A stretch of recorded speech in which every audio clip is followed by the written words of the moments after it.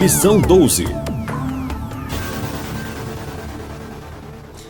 A palavra amor tem sido muito utilizada ao longo dos anos, de forma que parece que ela vem sofrendo algum tipo de desgaste.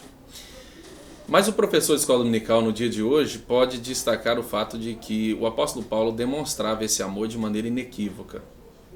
Sem dúvida alguma, o apóstolo Paulo foi alguém que demonstrou um amor despretensioso e um amor que não exigia nada em troca em relação às pessoas que ele servia. Ou seja, a obra de Deus é servir a Deus através do serviço que prestamos às pessoas. E o apóstolo Paulo, ele fez isso de maneira como ninguém.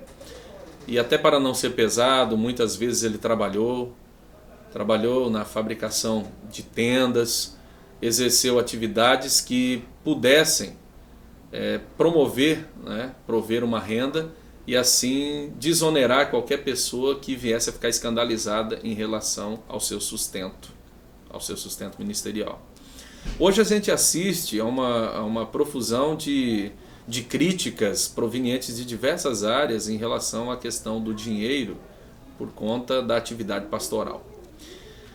A atividade pastoral remunerada é legítima dentro daquilo que a palavra de Deus preceitua e coloca. O Senhor Jesus Cristo disse que o obreiro é digno do seu salário e a palavra de Deus repete isso em outras ocasiões.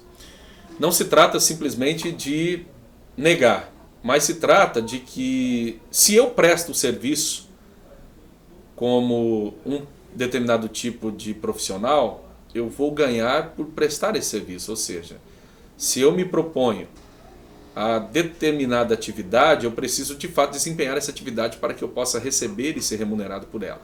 No caso do obreiro, do trabalhador da obra de Deus, ele precisa desempenhar isso também. Se ele desempenha isso de maneira voluntária, se ele faz isso de forma dedicada, se ele faz isso de maneira assim bastante aberta, se lançando, sendo amoroso, não haverá dificuldade para que a igreja reconheça isso, contribua e também o ajude. Isso é bíblico e deve ser assim. Mas a reciprocidade do amor cristão que o apóstolo Paulo coloca, ela diz respeito ao quê?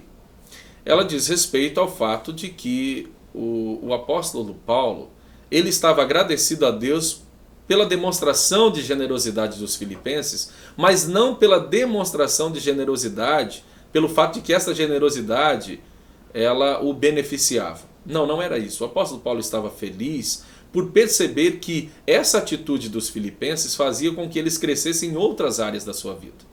Ou seja, fazia com que eles também fossem gratos, fossem pessoas que reconhecessem aquilo que os outros fazem por elas. E o apóstolo Paulo, ao fazer a obra de Deus, cuidando das pessoas, e ter essa contrapartida dos filipenses, a postura dos filipenses se tornava uma postura paradigmática também para as outras pessoas que eram assistidas pelo apóstolo Paulo. Apesar disso, a gente sabe que nem todas corresponderam a esse exemplo, nem todas fizeram como a igreja de Filipos. Mas a alegria do apóstolo Paulo era que, ao fazer assim, essa igreja demonstrava que estava sendo grata a Deus. E a oferta que essa igreja dava ou enviava a Paulo, ela subia como cheiro suave e agradável ao Senhor nosso Deus, porque era uma demonstração de gratidão a Deus e não simplesmente uma demonstração de generosidade a Paulo, que foi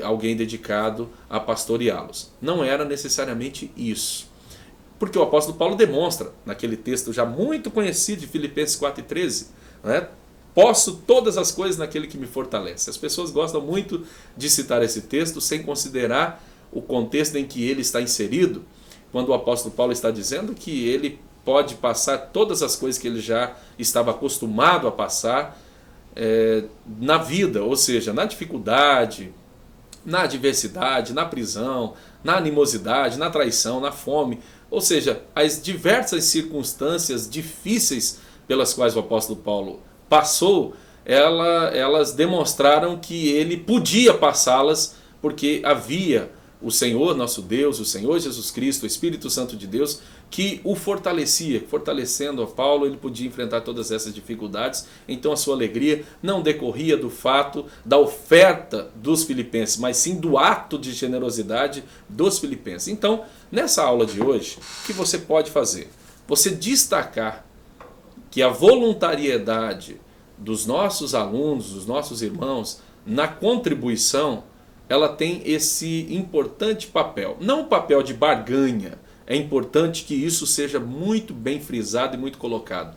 Não incentive e desaprove qualquer atitude de barganha, mas incentive e aprove a atitude de generosidade, de voluntariedade, de doar como forma de agradecimento a Deus e como forma também de reconhecimento de alguém que se desprende, de alguém que se dedica e de alguém que se doa.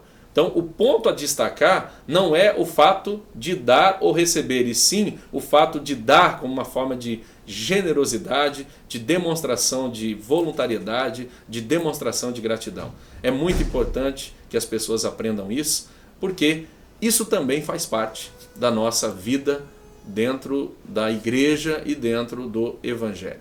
É necessário que se ensine corretamente sobre isso. É necessário que se fale corretamente sobre esse assunto.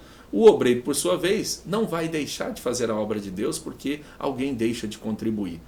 Porque a obra de Deus, o realizar a obra do Senhor, não está ligada à dádiva de alguém, ou o agradecimento de alguém, ou o reconhecimento de alguém, ou a contribuição de alguém, mas está ligada ao chamamento, ao chamado que esse obreiro afirma ter recebido de Deus. Então, o chamado do obreiro e a realização da obra de Deus independe da contribuição. Mas a contribuição, por sua vez, também é uma forma de demonstrar que nós nos sentimos coparticipantes desse trabalho e também nos sentimos motivados a ajudar alguém que está se desprendendo, que está também se entregando ao trabalho do Senhor.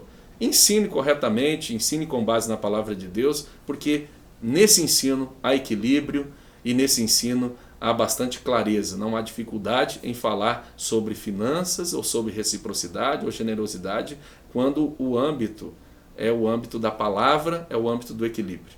Isso pode ser feito e deve ser feito, e você foi chamado por Deus para fazer isso.